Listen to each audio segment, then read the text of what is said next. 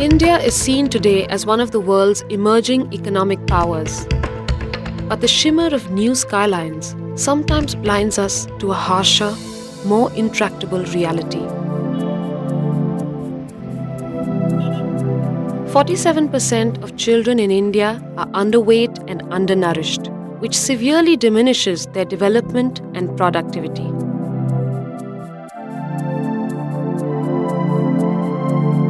% of child deaths in India happen from malnourishment-related causes. This happens despite the fact that India has the world's largest program to support child development. Malnutrition is a complex issue. It's political, it's economical, there's a social dimension to it. All of those things are connected. They're all interdependent. And what we have is programs that think about it in silos. Probably when government or NGOs work on their own or together, they might solve the problem in the next, say, 30 years or 40 years as income levels rise and as technology improves and so on. But if we really want to make a dent on the problem earlier, I think a partnership with all segments of society, and I think the corporate sector is also an important component of society, would help us in evolving solutions quicker. It made sense, given the issues in India, that there are 60 million underweight children in India alone, that we should begin here.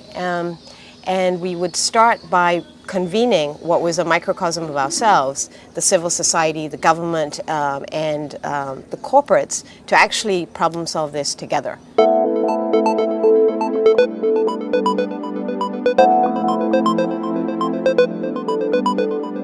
A part of my heart has been longing to do something at a large scale, to do something to make a difference to millions. Nutrition का issue पिछले 20 साल से stagnation है। ऐसा नहीं है कि हम चेंज कर पाए हैं, बड़े पैमाने पे कोई चेंज नहीं हुआ है, काफ़ी छोटे छोटे एफर्ट हुए हैं। एक एनजीओ के रूप में अगर आपको बड़े लेवल पे कन्वर्जेंस करना है तो बड़ा एक फोरम चाहिए जो भविष्य में है।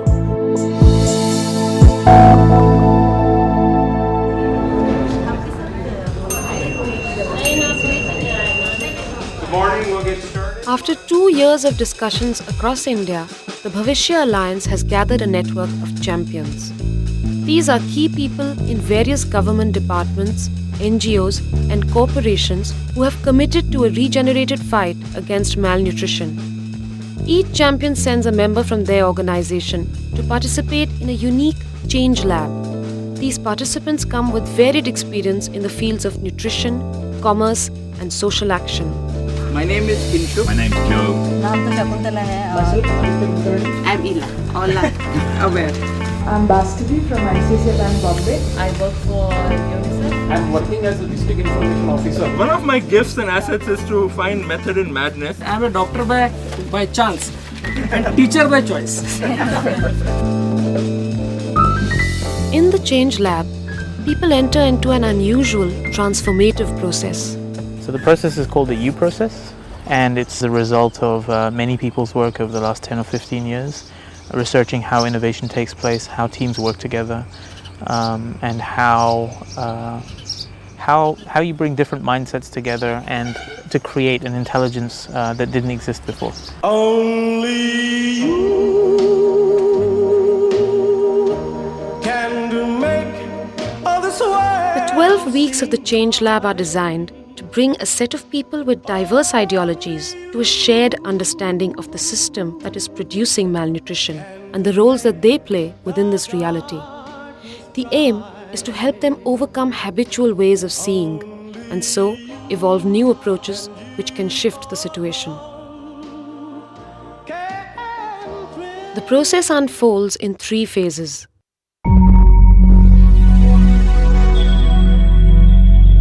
Would spend a lot of time immersing themselves in the reality of the problem, so that's what we call sensing.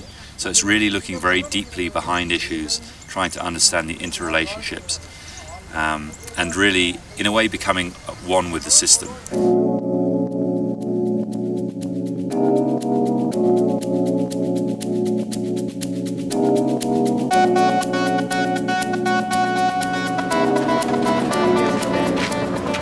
The first part of the sensing process takes participants on journeys to understand the system.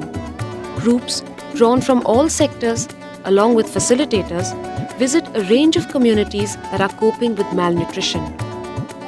On these learning journeys, they try to absorb the reality instead of instantly reacting to it with solutions. They examine all dimensions of the problem with fresh eyes and study solutions already in place, observing what works and what doesn't. The learning journey has been an eye-opener. When we walked these roads, when we saw the sights, we suspended our judgment. None of us brought in our previous baggage here. Now it's time to go back and sit down together and really discuss the whole thing, what each one of us felt. So when we start hearing three perspectives, from the NGOs, from the government and the corporate, I think then we can start really planning the next step. Namaste to you all. Thank you for coming on time after a very long... After a week of traveling through urban slums, rural hamlets and tribal villages, people return to share with the larger group what they have felt, seen and learned. Not a single latrine in the entire village. Good infrastructure, good resource available, but unfortunately there is no doctor. He is always in drunken stage. It was really touching to see how the entire system feeds into failure. Whatever ICDS, the government thing is done, that only prompts people to feel happy with malnourished babies, that at least some food will come in the family. One of the big ideas in the Change Lab is that if these people who are so different, ideologically and others, can make connections that are not only intellectual connections, but heart connections, that they can then see through each other's eyes.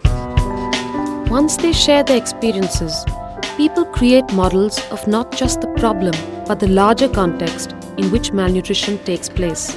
Microfinance is just a business for them, it's not charity. So they want to kind of earn money through it, but it was a great tool for us. They do this verbally and visually, using charts, drawings, Lego blocks, trying to arrive at a model shaped by different perspectives in the group. Disconnected from urban to rural. As part of the sensing process, they invite esteemed guests to deepen their knowledge and sharpen their analytical understanding. I think UNICEF is very privileged to be with you along the way. The end goal for us as a group collectively must be to empower people who we are seeking to serve to take their own decisions. The process encourages the sharing of concerns that inevitably arise when diverse people try to work as one. Where are you as a group? Share your frustrations from the beginning, share your joys that you have had, I'm sure, as well. We are struggling with the question, what is the role of the corporate? People who are really involved in the process are the people who are going to create change within corporations, and you need to trust them enough. यहाँ जो individual है वो तो समझ रहा है कि हाँ ये ठीक है, आपको जैसा करना है वैसा कर सकते हैं, हम इस पर बीच में कुछ नहीं बोलेंगे, या तो हम अपना एडवर्टाइजमेंट का जो ये है ये गलत है, वो कह रहे हैं कि हम एडवर्टाइजमेंट के लिए नहीं आए हैं, लेकिन फिर भी ऐसा लगता है कि वो तो उस कंपनी के थ्रू आए हैं ना, वो उसके एम्प्लॉई हैं, तो उसके एम्प्लॉई होने के नाते वो कंपनी कहाँ तक इसको स्वीकार करती है और कंपनी का क्या स्टैंड रहता है. NGOs and government, the people who are here, they are in this field of women and child, and they have been working on this area, if not directly, indirectly. So for them, this is business. For people coming from corporate or corporate per se, this is not business. This is something different. So for anybody to commit, like for HLL, it took a long time to bring these commitments. With some concerns aired and some common understanding of the problem areas, the lab team members devised possible outlines for initiatives to tackle child undernutrition. They collate these into presentations, which they will share with the champions at the end of the sensing phase. There is no free lunch today. Champions have to earn their lunch. We request them to listen us, coach us, and challenge us so that we can do better than what we are doing now. Living with the people and looking at them experiencing, that had a huge impact. There is a sense of togetherness, there's a lot of faith in each other's ability and the fact that we can together do something. There's a shifting of paradigms. Do you know what the status of